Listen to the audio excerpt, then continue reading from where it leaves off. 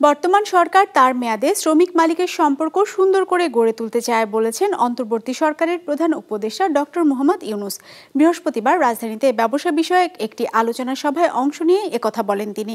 উন্নয়নশীল দেশে উত্তরণের পর বিশ্ববাজারের প্রতিযোগিতা করতে ব্যবসায়ীদের সক্ষমতা বৃদ্ধির আহ্বানও জানান উপদেষ্টা।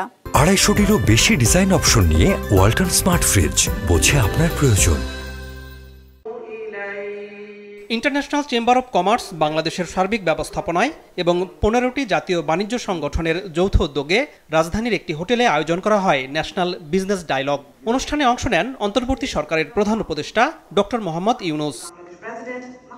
দেশে বিরাজমান অর্থনৈতিক পরিস্থিতি উন্নয়ন ও ব্যবসার অনুকূল পরিবেশ ফিরিয়ে আনতে ব্যবসায়ীদের পক্ষ থেকে সরকারকে বেশ কিছু পদক্ষেপ গ্রহণের অনুরোধ জানানো হয়।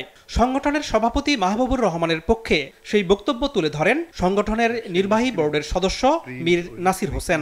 থানা পুলিশের পূর্ণাঙ্গরূপে কার্যক্রম চালু না হওয়ার কারণে পরিস্থিতি সামাল দেওয়া সম্ভব হচ্ছে না। আমাদের অর্থনৈতিক সক্ষমতা ব্যাপকভাবে ক্ষতিগ্রস্ত হচ্ছে। শিল্পাঞ্চলে যৌথ বাহিনীর অধিকতর উপস্থিত সার্বক্ষণিকভাবে নিশ্চিত করার জন্য আপনার কাছে অনুরোধ জানাচ্ছি। কিছু অসাধু ব্যবসায়ীর অসৎ চর্চা ও আর্থিক অনিয়মের কারণে দেশের অর্থনীতি হুমকির মুখে পড়েছে বলেও অভিযোগ করেন তিনি। এই ব্যবসায়ী সম্প্রদায়ের পক্ষ থেকে সেই সকল অসৎ ব্যবসায়ী ও তাদের সহযোগীদের বিরুদ্ধে কঠোর আইনি ব্যবস্থা গ্রহণের জন্য জোরালো আবেদন জানাচ্ছি।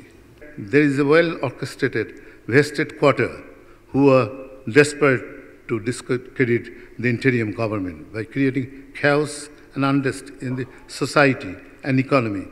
We must resist this unholy alliance and counter it with full force. আর্থিক খাতে স্থিতিশীলতা, নিরবচ্ছিন্ন জ্বালানি সরবরাহ করা সহ 8টি পদক্ষেপ নেয়ার দাবি জানান তিনি।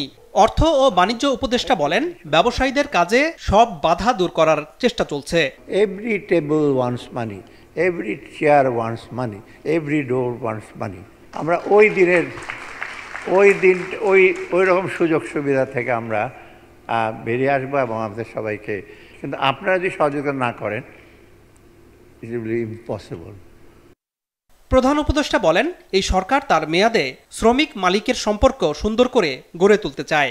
আমার একটা বড় আশা, যেই সময় মেয়াদকালে আমরা এখানে থাকব, শ্রমিক মালিকের সম্পর্ক একটা সুন্দরভাবে গড়ে তোলা। যদি আমাদের এগোতে হয়, পরিষ্কারভাবে এগোতে হবে। আমাদেরকে সাহস দেন, এগিয়ে আসেন, আমরা সবাই মিলে আইএলও কনভেনশনে স্বাক্ষর করে ফেলি। ওটা না করলে সামনে এগুলো কষ্ট হবে। উন্নয়নশীল দেশে উত্তরণের পর বিশ্ববাজারে প্রতিযোগিতা করতে ব্যবসায়ীদের সক্ষমতা বৃদ্ধির আহ্বানও জানান তিনি।